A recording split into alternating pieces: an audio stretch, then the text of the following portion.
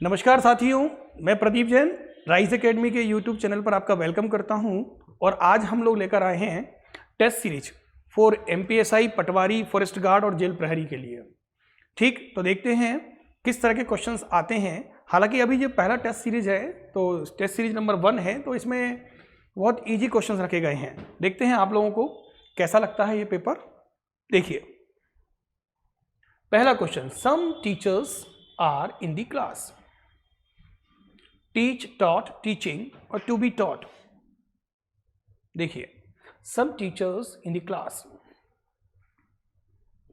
Already are दिया हुआ है जो कि कंटिन्यूअस को शो करता है।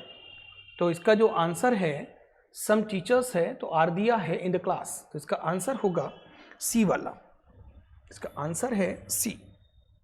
ठीक है, some teachers are teaching in the class. आप कर देखना है ना, मैं आपको टाइम दूंगा थोड़ा सा जिससे आप लोग भी लगाएं। ही इज एडमायरेबल, क्या आंसर आएगा, ए, एन, द या नन? क्योंकि जो आर्टिकल होता है वो नाउन की पहचान कराता है। आर्टिकल के लिए नाउन का होना बहुत जरूरी है। अगर नाउन नहीं है तो आप आर्टिकल का यूज नहीं कर सकते। सेम इसके साथ भी वही सिचुएशन है, इसमें नाउन नहीं है। जिस शब्द के अंत में एवल आता है, फुल आता है, OUS आता है, लेस आता है, सम आता है, वो एडजेक्टिव्स होते हैं। और अकेले एडजेक्टिव के साथ आर्टिकल का प्रयोग हम नहीं कर सकते हैं, इसलिए इसका आंसर होगा नन। इनमें से कोई नहीं। ही इज एडमायरेबल, कुछ भी नहीं भरेंगे, लेकिन अगर पर्सन लिख देते ना तो आ जाएगा कि he is an admirable person. ठीक है, चलिए नेक्स्ट क्वेश्चन देखते हैं।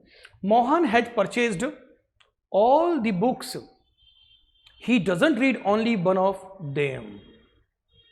ऑल दी बुक्स, देखिए, आइदर, नॉट ओनली, एंड और बट, इनमें से आपको भरना है।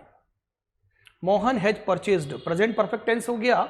ऑल दी बुक्स, डिटर्मिनर्स का यूज किया गया है। ऑल दी बुक्स, ऑल जो है वो डिटर्मिनर से सभी किताबें। अब यहां पर भरना है आइदर, नॉट ओनली, एंड और बट। देखिए, एंड का प्रयोग दो साधारण सेंटेंसेस को जोड़ने के लिए किया जाता है, और बट का एक पॉजिटिव और एक नेगेटिव सेंटेंस को जोड़ने के लिए किया जाता है। आइदर का मतलब होता है दोनों में से कोई एक, और नाइदर का मतलब होता है दोनों में से कोई भी नहीं। इसलिए इसका जो आंसर है वो वट है, क्योंकि किताबें सभी खरीद लो, अगर आप नहीं पढ़ोगे तो कोई मतलब नहीं है। तो मोहन ने सब किताबें खरीद ली, लेकिन किताबों से कुछ नहीं होता है, पढ़ना पड़ेगा। But he doesn't read only one of them. ठीक, तो मैं बेस्ट से बेस्ट सीरीज लेके आऊँगा, टेंशन नहीं लेना है, बट सपोर्ट करना है आप लोगों को। अगर सपोर्ट करेंगे तो ही मेरा कॉन्फिडेंस बढ़ेगा और मैं भी ज़्यादा से ज़्यादा अच्छे क्वेश्चंस आपको लेके आऊँगा। क्वेश्चन नंबर 4 देखिए, Rajesh an apple with a knife daily. देखिए, टाइम दिया हुआ है, डेली, डेली है, एवरीडे है, जनरली है, यूजुअली है ना, ये टाइम होते हैं। एवरी नाइट है, एवरी डे है, एवरी ईयर है, ये टाइम है। अगर ऐसे टाइम्स आते हैं तो हमेशा प्रेजेंट इंडेफिनिट टेंस का यूज करते हैं, जिसमें वर्ब की फर्स्ट फॉर्म या फिफ्थ फॉर्म आती है। तो देखिए, कट की तीनों फॉर्म जनरली कट ही होती हैं, कट कट कट। तो राजेश है तो कट तो आएगा नहीं, क्योंकि यहां पर डेली दिया हुआ है। डेली यानी जो टेंस होता है, देखिए मैं थोड़ा सा बेसिक आपको बता देता हूं। टेंस किसे कहते हैं? वर्ब की फॉर्म को ही टेंस कहते हैं। वर्ब की 5 फॉर्म्स होती हैं, जिन्हें हम V1, V2, V3, V4, V5 कहते हैं। और जो फर्स्ट फॉर्म होती है उसे बेस वर्ब कहते हैं, क्योंकि किसी भी प्रकार का जो मॉडिफिकेशन होता है वो फर्स्ट फॉर्म में ही होता है। टाइम के 3 पॉइंट्स होते हैं, प्रेजेंट, पास्ट और फ्यूचर। और टाइम ही टेंस का निर्धारण करता है। टाइम सबसे स्ट्रांग होता है और टाइम ही बताएगा कि वर्ब की कौन सी फॉर्म आएगी। इसलिए जो डेली दिया हुआ है वो हैबिचुअल फैक्ट है, रूटीन वर्क है, रेगुलर है। इस कारण से राजेश एक सिंगुलर सब्जेक्ट है, तो इसका आंसर होगा कट्स। सबसे बड़ी आपके समय की बचत होगी। ये बहुत स्पीड टेस्ट होगा, इसमें हम ज़्यादा टाइम कंज्यूम नहीं करेंगे, बहुत फास्ट आपको बता देंगे, है ना, फास्टली वर्ड नहीं होता है। ठीक है, cuts, Rajesh cuts an apple with a knife daily, answer B होगा। फिफ्थ वाला देखिए, यू प्लीज, कलेक्टिव नाउन देखना है आपको। Which one of them is collective noun, इनमें से कौन सा कलेक्टिव नाउन है? पता होगा वैसे कलेक्टिव नाउन किसे कहते हैं? जो पूरे ग्रुप को रिप्रेजेंट करता है, एक शब्द पूरे समूह को बताता है, तो उसे हम कलेक्टिव नाउन कहते हैं। जैसे आर्मी है, जूरी है, टीम है, कमिटी है ना, और बहुत सारे ऐसे वर्ड्स होते हैं जो पूरे फैमिली भी सबसे अच्छा एग्जाम्पल है, तो उसका जो करेक्टिव नाउन है वो टीम होगा, और स्टूडेंट्स, टीचर्स और सिंगर नहीं होगा। नेक्स्ट वन देखिए, you please give me your pen, give me your pen, should, have, must और विल। देखिए विल, वुड और कुड का प्रयोग किसी भी वाक्य के प्रारंभ में किया जा सकता है पोलाइट रिक्वेस्ट को बताने के लिए। तो would you please give me your pen या could you please give me your pen, या फिर हम बोल सकते हैं कुड, वुड और विल। तो ठीक है, इसका आंसर आएगा विल, ये नहीं आएंगे, है ना। वैसे शुड का प्रयोग हम एडवाइस के लिए करते हैं, हैव का प्रयोग पोजीशन के लिए करते हैं और हेल्पिंग वर्ब के रूप में भी करते हैं, और मस्ट का प्रयोग कंपल्सन को बताने के लिए करते हैं। कंपल्सन मतलब जरूर, अवश्य, है ना। जैसे हर कार में सीट बेल्ट होना चाहिए, तो every car must have a seat belt, तो यहाँ पर कंपल्सरी है, कंपल्सन है, तो हम मस्ट का प्रयोग करेंगे। तो आंसर मिल गया आपको ए। चलिए 7th क्वेश्चन देखिए, I know students those are working hard.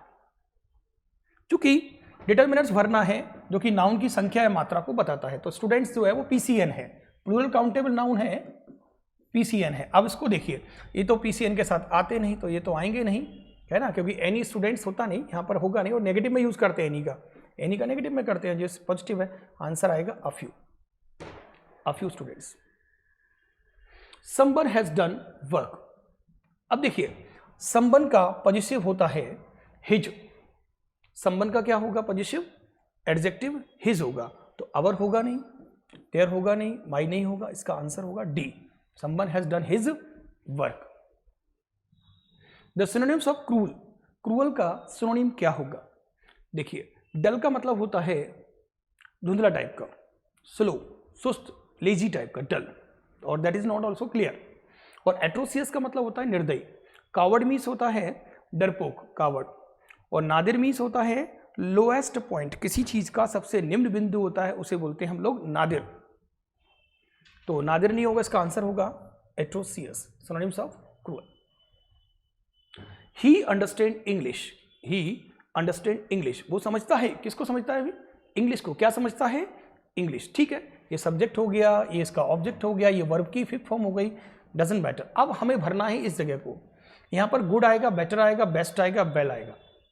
देखिए गुड का यूज हम कर नहीं सकते हैं क्योंकि गुड एक एडजेक्टिव होता है, और गुड एडजेक्टिव का प्रयोग हम लिंकिंग वर्ब के बाद कर सकते हैं। लिंकिंग वर्ब आप जानते हो कि बी के जो रूप होते हैं उसे हम लिंकिंग वर्ब कहते हैं। तो जो इसका आंसर है वो वेल आएगा, क्योंकि वेल एक एडवर्ब होता है जब वो एक्शन वर्ब के साथ आता है, वेल एक एडजेक्टिव होता है जब वो लिंकिंग वर्ब के बाद आता है, और वेल एक नाउन होता है जब उसका मतलब होता है हुआ। तो कई बार पूछ लेते हैं कि बताइए इनमें से कौन सा वर्ड नाउन है, कौन सा वर्ड एडजेक्टिव है और कौन सा एडवर्ब है। तो ठीक है, गुड तो किसी व्यक्ति के बिहेवियर को बताता है, आपने कहा he is a good person, not he is a well person, और वेल बताता है किसी व्यक्ति के स्वास्थ्य को, अगर हम एडजेक्टिव के रूप में बात करें तो।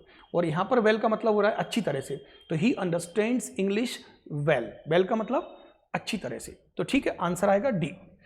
आंसर क्या होगा इसका, डी, है ना, ये नहीं होंगे। और जो बेटर है ना, उसका प्रयोग हम तब करेंगे जब कंपैरिजन बताना हो कि राम स्टडीज वेल, है ना, या Ram is better than Mohan. Comparison करेंगे तो बेटर का प्रयोग करेंगे, गुड, बेटर और बेस्ट, तीनों डिग्री हैं, पॉजिटिव, कॉम्परेटिव और सुपरलेटिव डिग्री हैं। चलिए नेक्स्ट क्वेश्चन देखते हैं। I know both Ram as well as आएगा, बट आएगा, एंड आएगा या और आएगा। मैं दोनों को ही जानता हूं। एक बात ध्यान रखना, बोथ के बाद हमेशा एंड का यूज करते हैं। जैसे बिटवीन जो प्रपोजिशन होता है उसके बाद हमेशा एंड आता है कि राम या Mohan is sitting between Pankaj and me. तो इसी तरह से बोथ के बाद हमेशा एंड का प्रयोग करते हैं। जैसे बिटवीन के बाद एंड आता है, इसी तरह से बोथ के बाद भी एंड आता है। तो ठीक है, इसमें आप एंड भर दीजिए, सही हो जाएगा। ये बट और एज वेल एज का प्रयोग हम नहीं करेंगे। ठीक है, क्वेश्चन नंबर 12, बिसाइड, है ना, थोड़ा ग्रामेटिकली इसमें टाइपिंग मिस्टेक हो गई, बिसाइड्स आएगा, यहाँ पर क्या लिखा था, बिसाइड्स। अब भरिए, everybody was in the party. Besides का मतलब होता है कि अलावा, है ना। तो बिसाइड्स मी, आई, माई या माइन। अगर हम बात करें तो इसके प्रपोजिशन के बाद हमेशा प्रोनाउन का ऑब्जेक्टिव केस आता है, ये नहीं आएंगे। आंसर होगा A, besides I, everybody was in the party. ठीक है, बिसाइड्स आई होगा। Question number 13, I prefer jogging running. ये बहुत महत्वपूर्ण क्वेश्चन है। ये कुछ लैटिन वर्ड्स होते हैं, senior, junior, superior, inferior, Elder, prefer. हालांकि प्रेफर वर्ब होती है और प्रेफर का जो एडजेक्टिव है वो प्रेफरेबल होता है, बोलते हैं कंफर्टेबल। ऐसे ही प्रेफरेबल एक एडजेक्टिव होता है और इसके बाद हमेशा टू का यूज़ करते हैं। तो ये क्वेश्चन बहुत ट्रेडिशनल है, ऑलमोस्ट ये क्वेश्चन एग्जाम में आता ही है, हर एग्जाम में। तो मान के चलिए इसको आप याद कर लीजिए, मैं आपको वापस से रिकॉल कर देता हूँ। सीनियर है, जूनियर है, सुपीरियर है, इन्फीरियर है, एल्डर है, प्रेफर और प्रेफरेबल है। इनके पहले कभी मोर मोस्ट नहीं आता और इनके बाद में देन नहीं आता, टू आता है। तो आप याद कर लेना इसको। I prefer tea to coffee, I prefer tea to coffee, तो I prefer jogging to running. ठीक है, नेक्स्ट क्वेश्चन देखिए, she is too old walk well. तो देखिए टू के बाद हम टू का ही यूज करते हैं, टू के बाद टू आता है। तो she is too old to walk, ना कि देन, वेरी और फ्रॉम। देन का प्रयोग हम तब करते जब कॉम्परेटिव डिग्री का यूज हम करते, या नो अदर या रादर दिया हो तो देन आता। और वेरी का प्रयोग हम करते हैं पॉजिटिव डिग्री के साथ, पीडी के साथ वेरी का, ही इज वेरी इंटेलिजेंट। ठीक है, क्वेश्चन नंबर 15, नो सूनर। ये इन्वर्सन होता है, ध्यान रखना है। नो सूनर है, हार्डली, स्कार्सली है, ऐसे कुछ इन्वर्सन्स होते हैं जिनके बाद हम तुरंत हेल्पिंग वर्ब का यूज करते हैं और फिर सब्जेक्ट आता है। तो बहुत आसान है क्वेश्चन कि नो सूनर तो आ गया, हेड आ गया, अब आई आ गया, वर्ब की थर्ड फॉर्म चाहिए क्योंकि हेड के बाद वर्ब की थर्ड फॉर्म आती है, तो आंसर सी आएगा। नो सूनर का मतलब होता है जैसे ही। हम चाहें तो इसको एज सून एज से भी बना सकते हैं। As soon as I had asked him, comma he replied, he, मैंने जैसे ही उससे पूछा उसने आंसर दे दिया। तो ठीक है, इसका आंसर सी आएगा। I don't want to ask you question. देखो मैनी के साथ में पीसीएन आता है तो आएगा नहीं, because sentence is already negative. ये देखना जरूरी है, क्वेश्चन करने से पहले आपको ये देखना है कि क्वेश्चन का टाइप कैसा है, वो अफर्मेटिव है कि नेगेटिव है, और उसके बाद जो नाउन आ रहा है वो कैसा है, ये देखना बहुत जरूरी है क्वेश्चन सॉल्व करने के लिए। सम के साथ में पीसीएन आता है या यूसीएन आता है, और फ्यू के साथ में सिर्फ पीसीएन आता है, और फ्यू अपने आप में ही कैसा होता है, नेगेटिव होता है, अपने आप में ही नेगेटिव होता है, तो इसका यूज हम कर नहीं सकते। इसका आंसर होगा I don't want to ask you any question. ठीक है, नेक्स्ट क्वेश्चन देखिए, the train had left before I. ये क्वेश्चन बहुत आता है, जैसे बोलते हैं पुलिस के आने से पहले चोर भाग चुका था, डॉक्टर के आने से पहले मरीज मर चुका था। इसी तरह का एक क्वेश्चन है जिसमें हेड प्लस B3 और बिफोर कंजंक्शन है। बिफोर क्या है, टाइम का कंजंक्शन है, बिफोर मतलब पहले, टाइम का कंजंक्शन है। The train had left before I reach the station, तो इसका आंसर आएगा सेकंड वाला, रीच्ड आएगा, नॉट रीच आएगा, क्योंकि पास्ट का है। आपको ये भी देखना है सीक्वेंस ऑफ टेंस, अगर पहला पास्ट में होता है दूसरा भी ऑलमोस्ट पास्ट में ही होता है, तो आंसर आएगा reached. I am careful I can drive. देखिए केयरफुल जो है लिंकिंग वर्ब के बाद एडजेक्टिव आता है। जो बी के रूप होते हैं वो लिंकिंग वर्ब होते हैं, आपको पता होगा बी के जो रूप होते हैं वो लिंकिंग वर्ब होते हैं। बी के रूप होते हैं इज, आर, एम, बाज वर्ब, बी, बीइंग और वी। उनके बाद में हम एडजेक्टिव का यूज करते हैं, जैसे आई एम केयरफुली नहीं बोल सकते, I am careful, but I can drive, जो एक्शन वर्ब है उसके बाद एडवर्ब आता है। ये एक्शन वर्ब है, इसको बताने के लिए हम एडवर्ब का प्रयोग करेंगे, और इनमें एडवर्ब सिर्फ डी वाला है, केयरफुली है ना। तो जैसे हम लोग बनाते हैं ना, श्योर का श्योरली, सर्टेन का सर्टेनली, इंटेलिजेंट का इंटेलिजेंटली, इंपॉर्टेंट का इंपॉर्टेंटली, तो ये कहलाते हैं एडवर्ब, है ना। एल वाई लगा दो एडजेक्टिव में तो एडवर्ब बन जाते हैं। ठीक है, नेक्स्ट वन देखिए, max is good singer. Max एक अच्छा सिंगर है, मैक्स इज आ, इसमें आर्टिकल का भी यूज हो जाता, Max is a good singer, क्योंकि हम डेफिनेटली इसमें ए लगाएंगे ही। Max is a good singer, he sings, अब ही सिंग्स बेटर, है ना, गुड, नन ऑफ दीज, इसमें आएगा वेल, ही सिंग्स वेल, बहुत अच्छा गाता है वो, ही सिंग्स वेल, है ना। वैसे max is a good singer, he sings better, है ना, बट कंपैरिजन के सेंस में हम वेल लगा सकते हैं, इसमें आंसर होगा इसका ही सिंग्स वेल, अच्छी तरह के सेंस में यूज कर रहे हैं।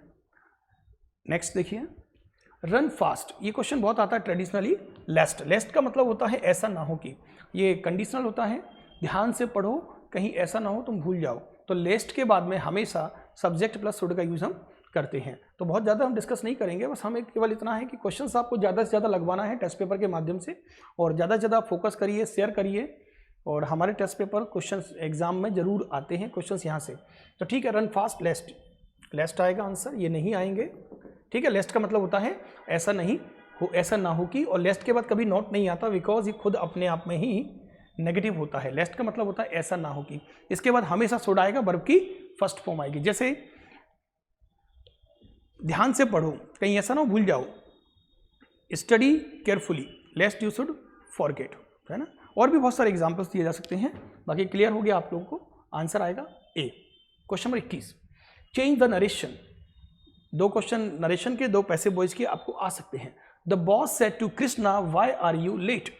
बॉस ने कृष्णा से, अगर कहा होता तो टोल्ड लगाएंगे, पूछा है तो आस्क्ड लगाएंगे। ध्यान रखना, कहना इंट्रोगेटिव में पूछते हैं और अफर्मेटिव नेगेटिव में कहते हैं, तो ये तो पक्का है कि इसमें आस्क्ड आएगा। बेहतरीन कॉन्सेप्ट बता रहा हूं, पूछने के लिए आस्क्ड का यूज करते हैं, कहने के लिए टोल्ड का। तो the boss asked Krishna why, और WH को जब सॉल्व करते हैं, WH प्लस सब्जेक्ट और प्लस हेल्पिंग वर्ब या लिंकिंग वर्ब जो भी दिया है। The boss told Krishna why you late, the boss asked Krishna why he was late. Answer C आएगा। आप लोगों ने नरेशन पढ़े होंगे, है ना, तो करिए प्रैक्टिस, का आंसर सी आएगा। The boss asked Krishna why, WH plus subject plus was plus late. ये ही कैसे आ गया, ये आपने डिस्कस किया होगा। यू को हम कृष्णा के अकॉर्डिंग चेंज करेंगे तो ही आएगा, ही वॉज लेट। और वॉज कहाँ से आ गया, ये आर का रिपोर्टिंग वर्ब पास्ट में होती है, तो स्पीच को भी हम पास्ट में बदल देते हैं, ठीक है। तो इसका आंसर आएगा 21 का C.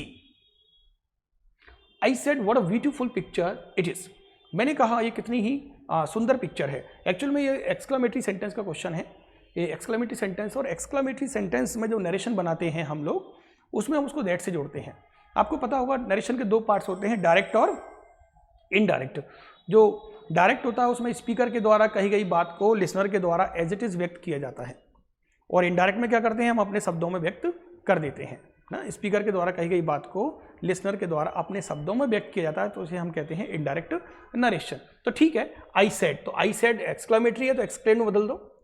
I exclaimed that it was a very beautiful picture. देखिए ये सेड यानी एक्सक्लेमेटरी में रिपोर्टिंग वर्ब में दिए गए से, सेज और सेड को एक्सक्लेम, एक्सक्लेम्स और एक्सक्लेम्ड में बदल दिया जाता है, और दोनों सेंटेंसेस को दैट से जोड़ देते हैं। तो ठीक है, पहला वाला, दूसरा देख लो, नहीं किया इसने तो ये नहीं होगा। इसमें किया तो है, बट वाटा ब्यूटीफुल का क्या करेंगे, इसको सिंपल बनाएंगे, और सिंपल जब बनाते हैं तो वेरी या ग्रेट का यूज हम करते हैं, जो कि नहीं किया इन्होंने। ये भी गलत है, ये भी गलत है, सेम। तो आंसर क्या आएगा, फर्स्ट वाला, 22 का first. I said to her it was very hot last night. I said to her it was very hot last night. देखो I said to her, तो I said to her का I told her हो जाए, क्योंकि कहना और पूछना दोनों अलग है। पूछना होता तो asked होता, कहना तो told होगा, है ना। बाकी का इसने बनाया ही नहीं है, इसने सिर्फ ये बता दिया that से जोड़ दिया that।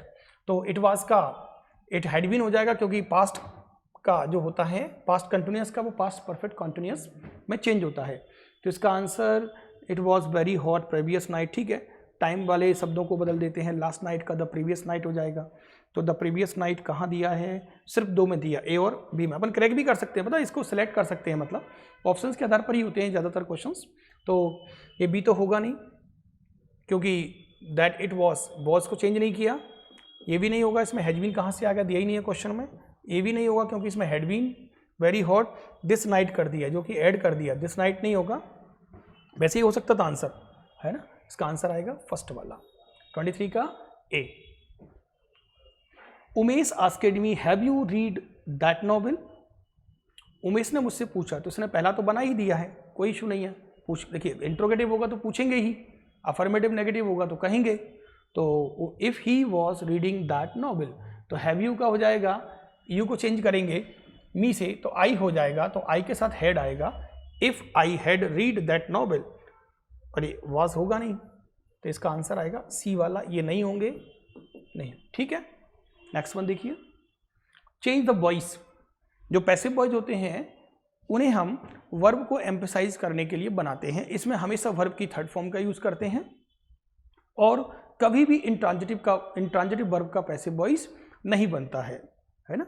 देखिए बना के, they are considering your proposal. इसमें ऑब्जेक्ट क्या है, योर प्रपोजल। तो your proposal is a subject को ऑब्जेक्ट में और ऑब्जेक्ट को सब्जेक्ट में बदला जाता है। तो ठीक है, योर प्रपोजल को हमने आगे रख दिया।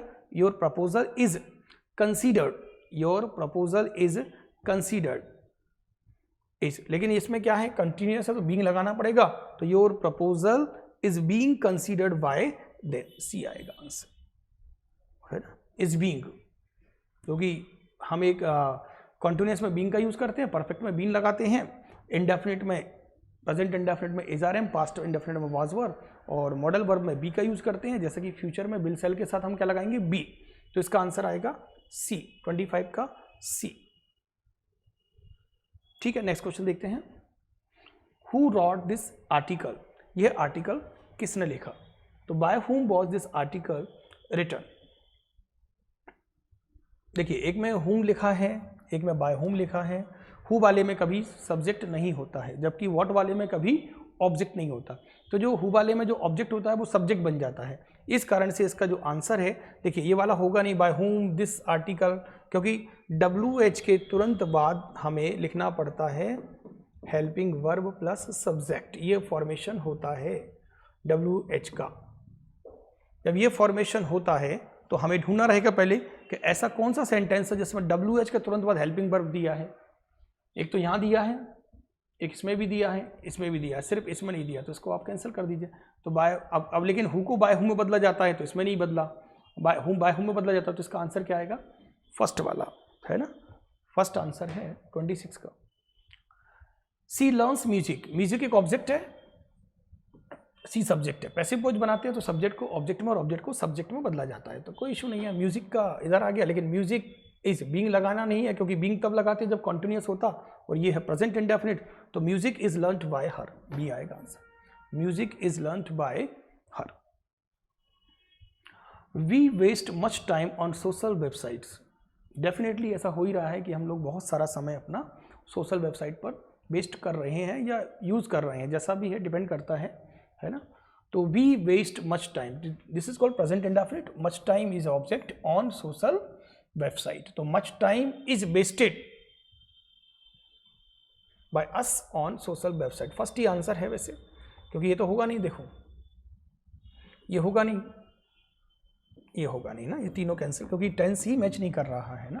नेक्स्ट वन देखिए, लीथल, ये सिनोनिम्स फाइंड करना है आपको, सिनोनिम्स। लीथल का मतलब होता है घातक, खतरनाक होता है लीथल का मतलब, तो अनलॉफुल होगा नहीं। स्लगिश का मतलब होता है आलसी, स्लगिश मीन्स लेजी होता है, और अनलॉफुल मतलब अनैतिक होता है। स्मूथ का मतलब सहज होता है, स्मूथ, इसका आंसर होगा डेडली, सी, 29 का सी होगा सिनोनिम। अलर्ट, अलर्ट का मतलब होता है जागरूक, वॉचफुल, है ना। अब एनर्जेटिक का तो कोई संबंध ही नहीं है, ऑब्जर्वेंट अलग होता है, इंटेलिजेंट का मतलब होता है बुद्धिमान, है ना, तो इसका आंसर आएगा वॉचफुल, 30 का आंसर है वॉचफुल। ठीक, अगर आप लोगों को ये टेस्ट पेपर अच्छा लगेगा तो इसी के बिहाफ पर मैं आगे की सीरीज स्टार्ट करूंगा। अगर आपको अच्छा लगता है तो लाइक और सब्सक्राइब करिए। चलिए, थैंक यू।